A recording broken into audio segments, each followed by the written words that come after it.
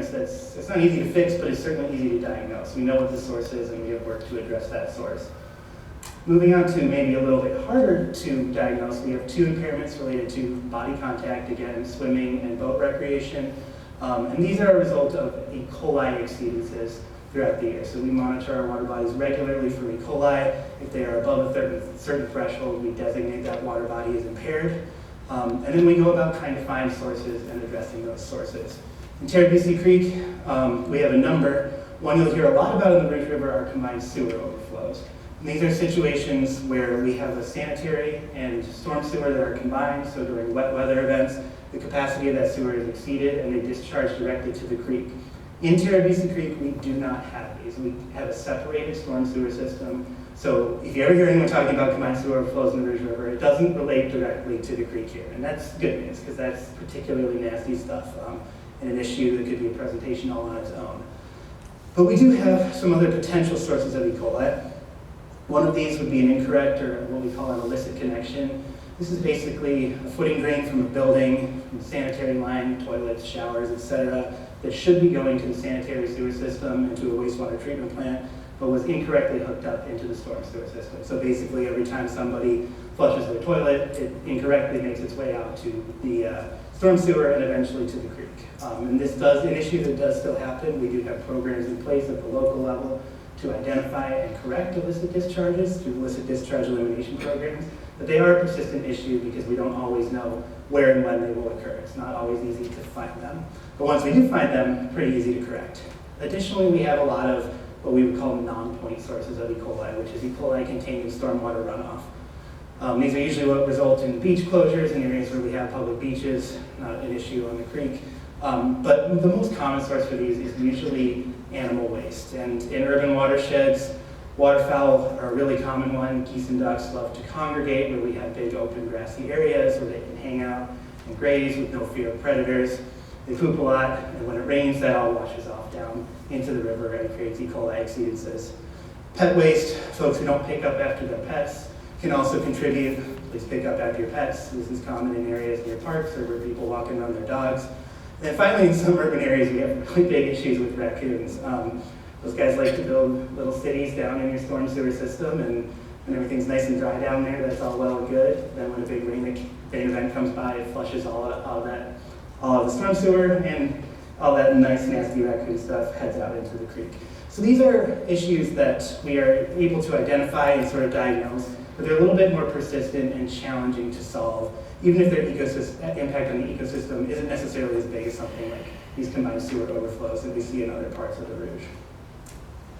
But what I really want to focus on today are the two biological impairments, and these were listed in the House Mound Waterway Tool as the other indigenous aquatic life and warm water fishery impairments. And basically what that means is that the health of populations of organisms that live in the river isn't where it should be if the river was healthy.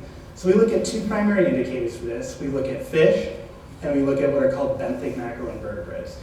These are primarily insects, little critters without backbones that live in the stream. Many of them are the larvae of insects, things like dragonfly larvae, which as adults will hatch out and fly around. As larvae, they live in the stream, they breathe the water, and they're very sensitive to changes in water quality and losses in the dissolved oxygen that they breathe. And so if we see a decrease in the population of sensitive invertebrates or sensitive fish, it's an indicator that there might be something wrong with water quality in the creek. Another great thing about using benthic macroinvertebrate data is that it's data that can readily be collected by volunteers.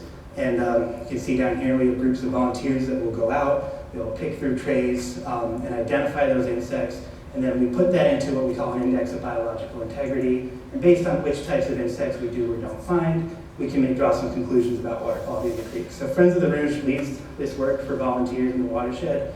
And we're very thankful for that at Egle because we do not have the staff to go out and constantly assess every creek. So oftentimes we will depend on the data that is collected by the volunteer groups in order to fill gaps in our own data. So let's take a look at what the benthic macroinvertebrate data here in the Rouge is saying. This is our data that we collected from Egle. Like I said, it is limited. We don't get out to Terabisi Creek that often, mostly because we have a random sampling protocol that sometimes it just misses Terabisi Creek and we don't have enough people to get out there all the time. But we do survey the area in the Upper Rouge, Bell Branch, Terabisi Creek periodically.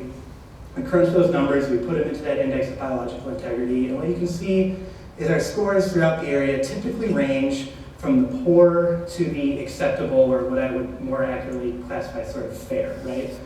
They're not really healthy of communities of invertebrates. Some of them are sort of passable. They wouldn't be a really degraded environment, but something that we know that needs improvement. Another thing to note is that we also do habitat assessments, how good the habitat in the stream is for these types of organisms. And those have come out from marginal to good, especially in some of our monitoring sites in areas like the Rotary Park, where we have pretty good in-stream habitat. The habitat here is all right. And so when we have that disconnect between habitat and the population of invertebrates, it usually tells us that there's something wrong with water quality in the creek. We also haven't really noticed the trend over time. We've kind of been maintaining pretty low at that general fair to poor range. And that's supported by the volunteer monitoring data, which again, we use extensively in our own work at the department. The Terabisi Creek scores from Friends of the Rouge's monitoring have ranged in the fair to poor range, a couple of good hits over the years. That's been buoyed by the presence of a few sensitive invertebrate species, things like mayflies, caddisflies, riffle beetles. We have found these, and so that's a good sign that there are at least some moderately sensitive organisms in the creek. These aren't the most sensitive organisms we can find, especially these particular taxa of these species, but it is still a good sign that we can support some organisms that need a good amount of dissolved oxygen to survive in the creek. If you look at the long-term trends over time, this isn't just Terabisi Creek, this is the entire Upper Rouge and the area around there, including the Terabisi Creek sites. But again, we're ranging from sort of the 25 to 35, which is that fair range, and the trend has held steady over time. So basically, good news is that nothing really seems to be getting worse, but also that we know that something here is wrong. So what's wrong? Well, it goes back to the issue of land use that we identified right up front. And the truth is, it really isn't just one issue. But really what's going on here is Terabisi Creek is sick, and it's sick with something that we call urban stream syndrome. This is a widespread issue. It affects streams in urban areas throughout the country, really globally. And basically, this is just a long way of explaining an unusual trend of decreased environmental quality in urban streams. This down here is a graph from came out of the University of West Virginia, several urban streams in the Appalachian area, showing the water quality index score, so how good those invertebrates are, mapped against the percentage of impervious surface in the watershed. So that's things like roadways, buildings, parking lots, basically a proxy for urbanization. And as you can see, once you hit about 30% or so imperviousness in a watershed, you start to see a significant decrease in the scores of benthic macroinvertebrates. And in this urbanized community that we are here in Livonia and Farmington, we certainly in many places are exceeding that 30% impervious surfaces.